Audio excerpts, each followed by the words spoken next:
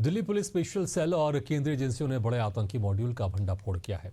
Joint operation में कई राज्यों में छापामारी के बाद 5 आतंकियों को गिरफ्तार किया गया। ज्वाइंट ऑपरेशन में गिरफ्तार किए गए पैन इंडिया टेरर मॉड्यूल के आतंकी न केवल तकनीकी रूप से बेहद काबिल थे, बल्कि अपने मिशन को एक कॉर्पोरेट मॉडल की तरह चला रहे थे। इस पूरे मॉड्यूल का लीडर दानिश इंग्लिश ऑनर्स में पोस्ट ग्रेजुएट है और केमिकल बम बनाने में एक्सपर्ट माना जाता है। मॉड्यूल के बाकी सदस्य भी पढ़े लिखे हैं, जिनमें कामरान कुरैशी शामिल है। ये लोग सोशल मीडिया प्लेटफॉर्म्स के सहारे पाकिस्तान के हैंडलर से संपर्क में थे और वहीं से भर्तियां भी कर रहे थे। टेरर मॉड्यूल को एक कंपनी की तरह ऑपरेट किया जा रहा था, जिसमें टास्किंग के हिसाब से बम बनाना, कारतूस हासिल करना और टारगेट किलिंग जैसे काम शामिल थे।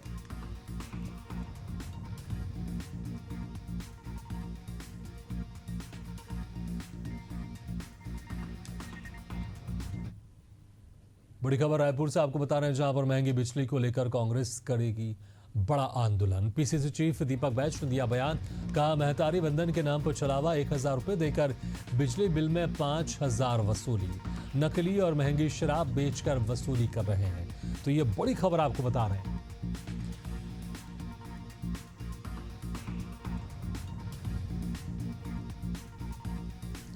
तो बड़ी खबर आपको बता रहे हैं, जहां पर महंगी बिजली को लेकर कांग्रेस करेगी बड़ा आंदोलन। पीसीसी चीफ दीपक बैच ने दिया बयान। बड़ी खबर रायपुर से, जहां पर पीसीसी चीफ दीपक बैच का बीजेपी पर निशाना, कहा सरकार की सुशासन की पोल खुलने लगी है। इस सरकार से जनता का मोह भंग हो गया है। भाजपा के कार्यकर्ताओं का भी मोह भंग हो गया है।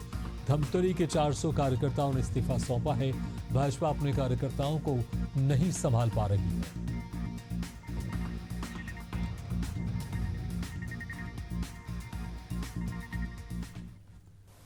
विष्णु की सुशासन की पोल खुलने लगी है और इस सुशासन से आम जनता का मोह भंग तो हो गया है, साथ ही भारतीय जनता पार्टी के कार्यकर्ताओं का भी मोह अब भंग हो गया है। धमतरी जिले के अछोटा गांव के 400 कार्यकर्ताओं ने धमतरी जिला भाजपा कार्यालय में जाकर सरकार की नाकामी, उनका भ्रष्टाचार को लेकर और विफलता को लेकर नाराजगी जाहिर करते हुए पूरे कार्यकर्ताओं ने अपने इस्तीफा भारतीय जनता पार्टी के कार्यालय के दीवार में चिपका देते हैं। और इस वक्त बड़ी खबर आपको बता रहे हैं सुकमा से, जहां पर नक्सलियों के गढ़ में खुला नया कैंप है। तुमाल भट्टी में पुलिस ने खोला नया कैंप। ग्रामीणों को नियत निलार योजना का मिलेगा लाभ। कोटा से किस्टाराम को जोड़ने के लिए खोला गया कैंप। तो ये बड़ी खबर आपको बता रहे हैं।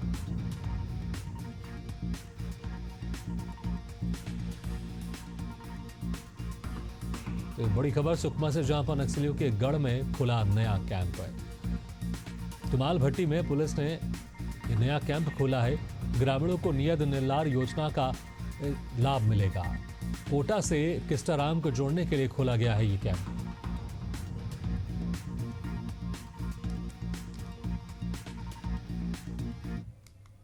बड़ी खबर चिरमिरी से आपको बता रहे हैं, जहां पर खुले में मांस से मछली बिक्री का विरोध। बजरंग सेना ने निगम कमिश्नर को सौंपा ज्ञापन। 1 महीने के भीतर व्यवस्थित करने की मांग की। मांग पूरी नहीं होने पर उग्र आंदोलन की चेतावनी दी है। तो ये बड़ी खबर आपको बता रहे हैं।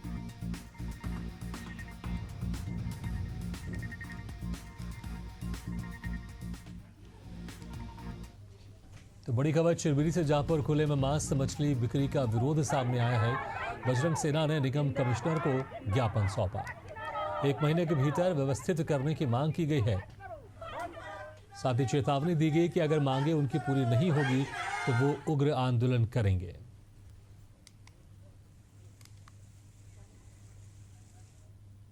देहरादून में भाजपा विधायक विनोद चमोली ने प्रदेश में स्पेशल इंटेंसिव रिवीजन को जरूरी बताते हुए पूर्व सीएम हरीश रावत पर डेमोग्राफी परिवर्तन को लेकर निशाना साधा है। विनोद चमोली ने कहा कि धामी सरकार का अगला कदम स्पेशल इंटेंसिव रिवीजन होना चाहिए। वहीं उन्होंने नेपाल के हालात को सीमावर्ती क्षेत्रों के साथ सनातन के लिए भी चुनौती बताया।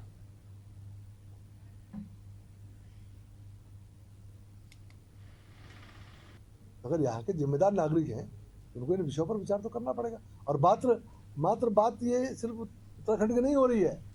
माननीय प्रधानमंत्री जी ने पूरे देश के अंदर डेमोग्राफी चेंज की बात की है।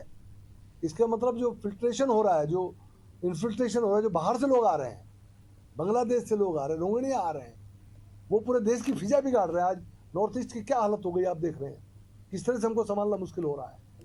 अब जम्मू कश्मीर में क्या स्थिति, आतंकवाद किस स्तर पर जा रहा है, आखिर वहाँ भी अंदर लोग बैठे हुए वही तो सपोर्ट दे रहे हैं ना। तो डेमोग्राफी चेंज का मामला सिर्फ देहरादून का सब्जेक्ट नहीं है, सिर्फ उत्तराखंड का सब्जेक्ट नहीं है। अगर इसको लार्जर इंटरेस्ट में देखोगे कि देश का भी सब्जेक्ट बना हुआ है कि बाहर से भी लोगों का जो यहाँ आना हो रहा है वो हमारे देश की फिजा को बिगाड़ रहे हैं। ऐसे ही कुछ लोग हमारे प्रदेश की फिजा को बिगाड़ रहे हैं। हमको देखना तो पड़ेगा, ये चिंता तो हमको करनी पड़ेगी। नेपाल इस समय सबसे बड़े राजनीतिक और सामाजिक संकट से गुजर रहा है। खुफिया एजेंसियों ने सावधान किया है कि असामाजिक तत्वों द्वारा सीमावर्ती इलाकों में अशांति फैलाई जा सकती है। वहीं देहरादून में धर्मपुर के भाजपा विधायक विनोद चमोली ने भी इस पर चिंता जताते हुए बताया कि ये एक गंभीर विषय है। नेपाल पूर्णतः हिंदू राष्ट्र है, साथ ही जिस प्रकार की स्थिति नेपाल में बनी हुई है वो पूरे सनातन पर चोट करने वाली है। साथ ही उत्तराखंड जो कि सीमांत क्षेत्र है, इसकी सुरक्षा के लिए सजग रहने की आवश्यकता भी है, जिसके लिए सरकार ने सुरक्षा एजेंसियों को अलर्ट भी किया है।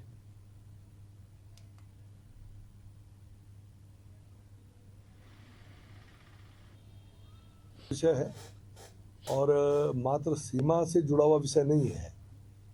नेपाल एकमात्र ऐसा राष्ट्र है जिसको हम कह सकते हैं पूर्णतः हिंदू राष्ट्र है। और वहाँ जिस तरह की का ये जो अभी दृश्य बना है उसके कारण जो अस्थिरता नेपाल के अंदर आ रही है वो पूरे सनातन पर चोट करने वाली है भविष्य में आकर। तो उसको देखने की आवश्यकता है। और क्योंकि हम सीमांत क्षेत्र हैं तो निश्चित तौर पर हमको सजग भी रहना पड़ेगा और अपनी सुरक्षा एजेंसियों को अलर्ट भी करना पड़ेगा। और हम लोग उत्तराखंड में फेक न्यूज फैलाने के मामलों को लेकर प्रशासन सतर्क हो गया है। हाल ही में मुख्यमंत्री बदलने की अफवाह फैलने पर 3 पोर्टल संचालकों के खिलाफ मुकदमा दर्ज किया गया है। इसी मुद्दे पर अब कांग्रेस ने भारतीय जनता पार्टी को घेरा है। कांग्रेस की प्रदेश प्रवक्ता गरिमा दौसानी ने कहा कि पिछले 4 वर्षों से मंत्रिमंडल विस्तार को लेकर भ्रामक जानकारी देने पर बीजेपी प्रदेश अध्यक्ष महेंद्र भट्ट पर भी मुकदमा दर्ज होना चाहिए। उन्होंने आरोप लगाया कि जनता को गुमराह किया जा रहा है, जबकि प्रदेश में अब भी मंत्रिमंडल के 5 पद रिक्त हैं। इस पर प्रतिक्रिया देते हुए महेंद्र भट्ट ने कहा कि कांग्रेस को अपने संगठन पर ध्यान देना चाहिए। उन्होंने स्पष्ट किया कि मंत्रिमंडल विस्तार का अधिकार मुख्यमंत्री के पास है और जब निर्णय होगा तब सार्वजनिक कर दिया जाएगा।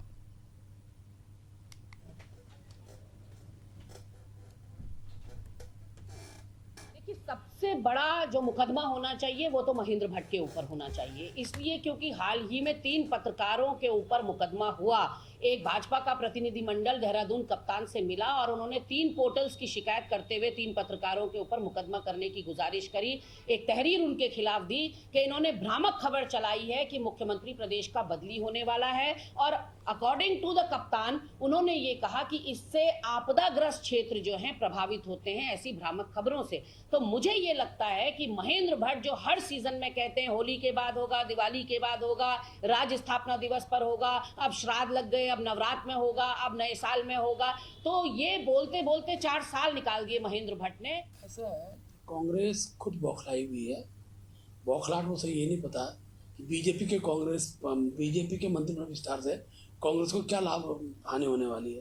कांग्रेस अपने संगठन विस्तार पर ध्यान दे, इसलिए मुझे इसमें कोई टिप्पणी नहीं करनी है। कांग्रेस का अपना संगठन दुरुस्त नहीं है, कांग्रेस का नेतृत्व ही मेन कांग्रेस और क्या अपनी चिंता करें। भारतीय जनता पार्टी की सरकार कैबिनेट विस्तार ये मुख्यमंत्री के विवादीन है, जिस दिन भी होगा सबके सम्मुख होगा।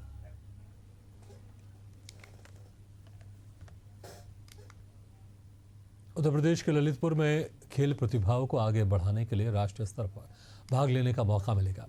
दरअसल गुरुवार को ललितपुर पहुंचे सांसद अनुराग शर्मा ने जिले के समस्त विद्यालयों के प्रधानाचार्यों को बुलाकर सांसद खेल महोत्सव को लेकर बैठक ली, जिसमें उन्होंने इस प्रतियोगिता को लेकर जानकारी देते हुए बताया कि 25 तारीख से रजिस्ट्रेशन शुरू होंगे।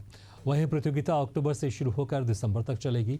ये प्रतियोगिता विद्यालय, ब्लॉक और जनपद स्तर पर होते हुए मंडल, स्टेट और नेशनल स्तर तक जाएंगे। सांसद अनुराग शर्मा ने बताया कि प्रधानमंत्री जी इसे खेल महोत्सव को वृहद रूप देकर अच्छे प्रतिभागियों को स्कॉलरशिप देने का कार्य करेगी।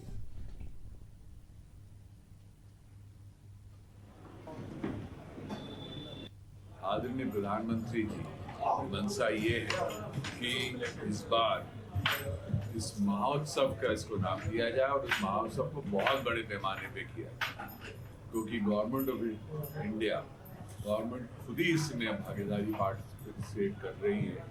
तो जो प्रतिभाएं, जो बच्चे बहुत अच्छा खेल खेलेंगे, अच्छी दौड़ लगाएंगे, अच्छी लॉन्ग जंप करेंगे, फुटबॉल खेलेंगे, चेस भी खेलेंगे, इन सारे बच्चों को हम लोग स्पॉन्सरशिप्स दिलाने की व्यवस्था करेंगे अगर वो एक स्तर पे ऊपर निकलते हैं।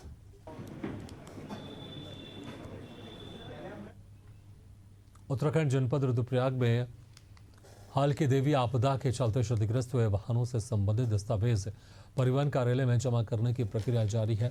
बीते 8 सितंबर को एक वाहन स्वामी ने आपदा में नष्ट हुए अपने वाहन के सभी दस्तावेज कार्यालय में जमा किए। सहायक संभागीय परिवहन अधिकारी कुलवंत सिंह चौहान ने जानकारी दी कि जो व्यावसायिक वाहन आपदा में संचालन योग्य नहीं रह गए हैं, उनके स्वामी दस्तावेज शीघ्रता से कार्यालय में समर्पित करें। इससे उन्हें वाहन कर की देयता से राहत मिल सकेगी।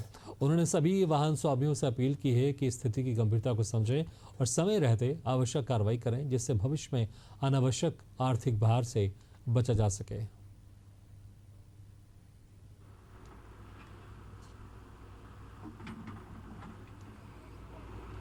देखिए, जैसे कि आपको पता ही है कि विगत जो ये समय रहा जनपद के लिए बड़ा ही कष्टपूर्ण रहा और कुछ क्षेत्रों में बहुत आपदा आई, जिसमें छैनागाड़ में मुख्य रूप से बादल फटने की घटना घटी। इसमें कई वाहन जो हैं वहाँ पर दब गए हैं। तो इसके लिए हमने उन वाहन स्वामियों से, जो कि कमर्शियल वाहन हैं, उनसे अपील भी की है कि वे अपने वाहनों के प्रपत्रों को इस कार्यालय में समर्पित कर दें, जिससे कि उन पर टैक्स की देयता ना बने। और इस तरह से वो 6 माह तक के लिए अपने वाहन को समर्पित कर सकते हैं, ताकि वो 6 माह का टैक्स उन पर नहीं पड़ेगा। उत्तराखंड के देहरादून में राज्य की पहली sports university Manaskhand state sports university सिर्फ पढ़ाई तक सीमित नहीं है, बल्कि युवाओं के खेल सपनों को पंख भी देती है। बता दें कि राज्य गठन के 25 साल बाद प्रदेश को पहली खेल यूनिवर्सिटी मिली है, जिसमें वाइस चांसलर और रजिस्ट्रार की नियुक्ति हो चुकी है और अब इसे फंक्शनल बनाने की तैयारी शुरू की जा रही है। वहीं वाइस चांसलर ने कहा कि फिलहाल यूनिवर्सिटी को यूजीसी में रजिस्टर कराया गया है। शुरुआती चरण में बीपीएड, बीसीएस, स्पोर्ट्स मैनेजमेंट और स्पोर्ट्स साइंस जैसे अहम पाठ्यक्रमों को शुरू करने की तैयारी की जा रही है। साथ ही युवा पीढ़ी में खेलों को लेकर उत्साह भी दिख रहा है।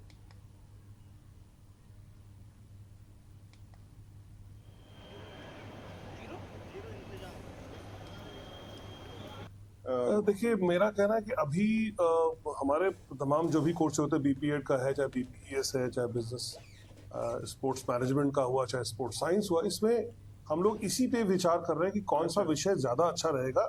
जिससे कि क्योंकि उत्तराखंड का अगर देखें तो अभी राष्ट्रीय खेलों के बाद एक खेल का जो फीवर होता है वो बढ़ा है, खेल के प्रति जागरूकता बढ़ी है। और हम लोग पिछले कुछ दिनों में देखे हैं जिस तरह से हमारे नेशनल लेवल के इतने सारे गेम्स ऑर्गेनाइज हुए, 2 एशियन चैंपियनशिप ऑर्गेनाइज हुई है। तो इससे ऐसा प्रतीत होता है कि यहाँ पे भी खेलों को लेके काफी उत्सुकता है। तो इसलिए मुझे पूरी उम्मीद है कि जब भी हमारा कोर्स शुरू होता है उत्तराखंड में आने के लिए काफी इस पे। नेपाल में भड़की हिंसा के बाद अब हालात पर नियंत्रण है। फिलहाल एहतियात के तौर पर पूरे शहर में कर्फ्यू लगा हुआ है। इस दौरान बिहार शरीफ के भैंसासुर इलाके के 7 युवक नेपाल घूमने गए थे, लेकिन वहां अचानक भड़की हिंसा और विरोध प्रदर्शन के बीच वो नेपाल में ही फंस गए हैं। जानकारी के मुताबिक सभी 5 सितंबर को कार से नेपाल पहुंचे थे। नेपाल में फंसे चारों युवक एक लॉज में शरण लिए हुए हैं। वो रक्सौल बॉर्डर से करीब 100 किलोमीटर दूर हैं। युवकों ने बताया कि प्रदर्शनकारियों ने उनकी कार तोड़ दी है और कई दिनों तक उन्हें खाना पीना नहीं मिला। बड़ी मुश्किल से एक लॉज में ठहरने की जगह मिली। रुपए खत्म होने पर वो जान पहचान वालों से ऑनलाइन मदद लेकर गुजर बसर कर रहे हैं। इधर उनके परिजन गहरी चिंता में डूबे हैं और प्रशासन से सुरक्षित घर वापसी का इंतजाम करने की अपील कर रहे हैं।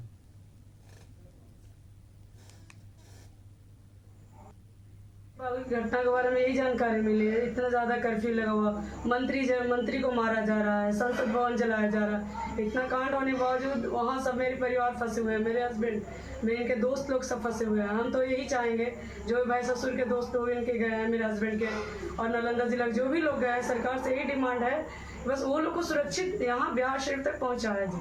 सरकार से मांग कर? जी हाँ, सरकार से यही मांगे, उससे ज़्यादा और कुछ नहीं, क्योंकि जब उन लोग को नहीं समझा जा रहा है तो इन लोग को क्यों कैसे समझा जाएगा। मध्य प्रदेश के टीकमगढ़ में दिल दहला देने वाला मामला सामने आया, जहां युवक ने सीमेंट सरिया दुकानदार पर कुल्हाड़ी से हमला कर दिया। इतना ही नहीं, घटना करने के बाद युवक ने दुकान पर पत्थरों से भी हमला किया। सिर में चोट लगने की वजह से दुकानदार गंभीर रूप से घायल हो गया। फिलहाल पुलिस सीसीटीवी के आधार पर मामले की जांच में जुट गई है और फरार आरोपी की तलाश में जुट गई है।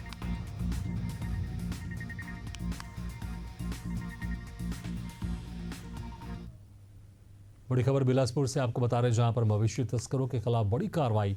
एक ट्रक में भरे गए 17 भैंस, 2 मवेशी की मौत और एक गंभीर रूप से घायल। छत्तीसगढ़ से यूपी ले जा रहे थे मवेशी। एक आरोपी गिरफ्तार, फरार आरोपियों की तलाश जारी। तो ये बड़ी खबर आपको बता रहे हैं।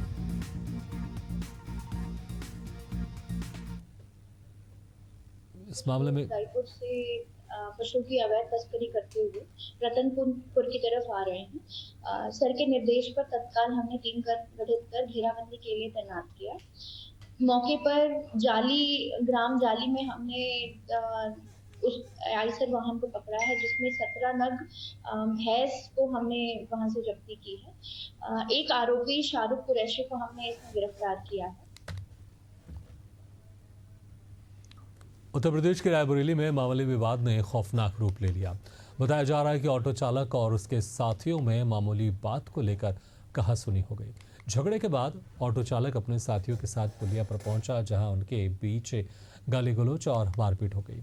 इसी बीच हमलावरों ने गोलियां चला दी। गोली लगने से एक व्यक्ति जमीन पर गिर गया, जिसके बाद परिजनों ने उसे हॉस्पिटल में भर्ती कराया, जहां इलाज के दौरान उसने दम तोड़ दिया। जिसकी शिकायत पर कार्रवाई करते हुए पुलिस ने मुख्य आरोपी को गिरफ्तार कर ऑटो भी बरामद कर लिया है।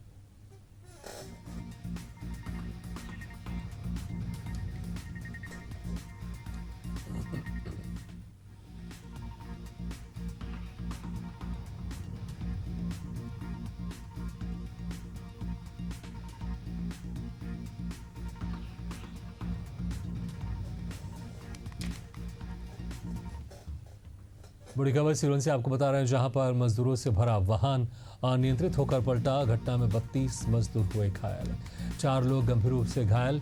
सिरोंज थाना क्षेत्र के इमलानी रोड का ये पूरा मामला है।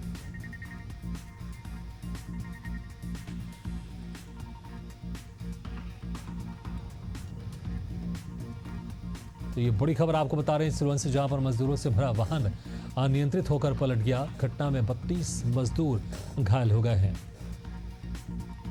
तो 4 गंभीर घायल को अस्पताल में भर्ती कराया गया है।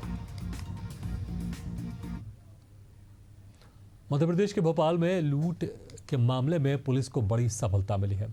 अयोध्या नगर थाना पुलिस ने 1 हफ्ते के अंदर लूट की घटना को अंजाम देने वाले 4 आरोपियों को गिरफ्तार कर लिया है। आरोपियों से लूट की रकम भी बरामद की गई है। मामले में थाना प्रभारी ने बताया कि 4 सितंबर की रात एक किराना व्यापारी दुकान बंद कर 80,000 रुपये लेकर घर जा रहा था। इस दौरान बदमाश बाइक पर सवार होकर आए और चाकू के नोक पर थैला लेकर फरार हो गए, जिसकी शिकायत के बाद मामला दर्ज कर पुलिस ने जांच शुरू कर दी है और सीसीटीवी के आधार पर बदमाशों को दबोच लिया है।